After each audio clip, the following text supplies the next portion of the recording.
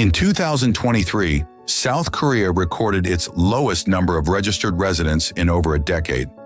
Not because of a pandemic, not because of a war, but because more people chose to leave than to stay.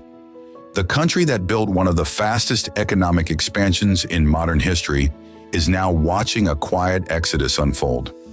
The question is not whether people are leaving. The question is why a generation that grew up with everything, prosperity, technology, global recognition, has decided that is still not enough. There is even a name for the feeling that drives them out. Koreans call it Joseon, and once you understand what that phrase means, the departure numbers start to make complete sense. According to Statistics Korea, the number of Korean nationals living abroad surpassed 2.3 million by 2022, the highest figure on record. Among those aged 20 to 39, the most economically productive cohort, overseas departures have climbed steadily since 2015. The OECD ranks South Korea among its members with the highest average annual working hours, roughly 1,900 hours per year as of recent reporting, well above the OECD average of 1,700. Korea's total fertility rate fell to 0.72 in 2023, the lowest ever recorded for any country in OECD history, according to Statistics Korea. And a survey by the Korea Institute for Health and Social Affairs found that a significant share of young Koreans cite housing costs, job competition, and work-life imbalance as primary reasons for considering emigration. These numbers do not describe a minor trend. They describe a structural rupture. The phrase Joseon emerged on Korean internet forums around 2010.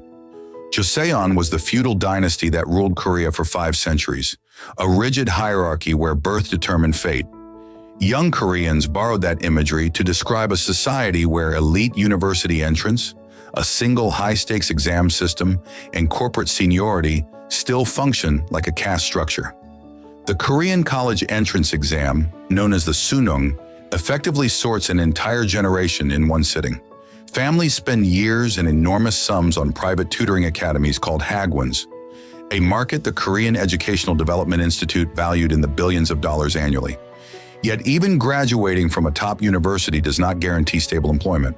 The youth unemployment rate, measured by Statistics Korea, has persistently hovered between 8 and 10% for those aged 15 to 29, masking an even higher rate of underemployment. Housing prices made the situation visceral.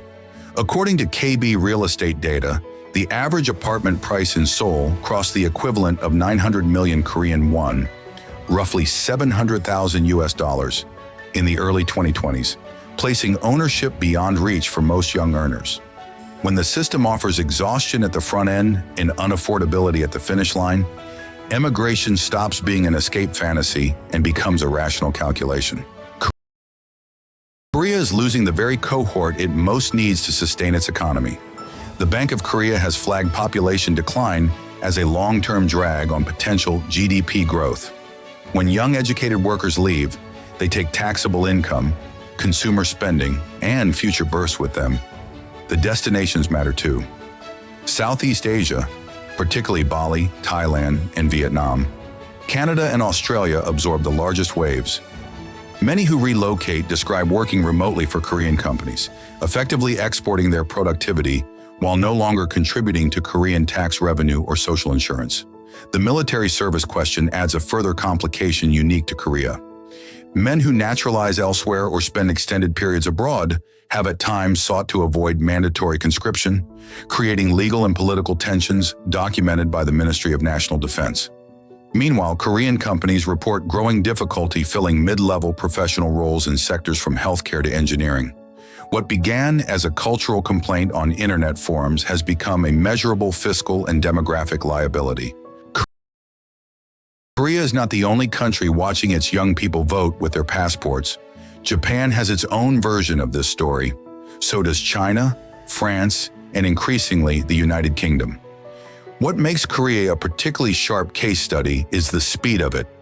A country went from famine to global prosperity in roughly 2 generations, then discovered that prosperity built on extreme competition creates its own kind of poverty, a poverty of time, of space, of autonomy. The universal pattern here is not about Korea specifically. It is about what happens when an economy optimizes for output but forgets to optimize for livability.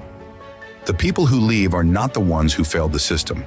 They are often the ones who understood it most clearly and decided the price was too high.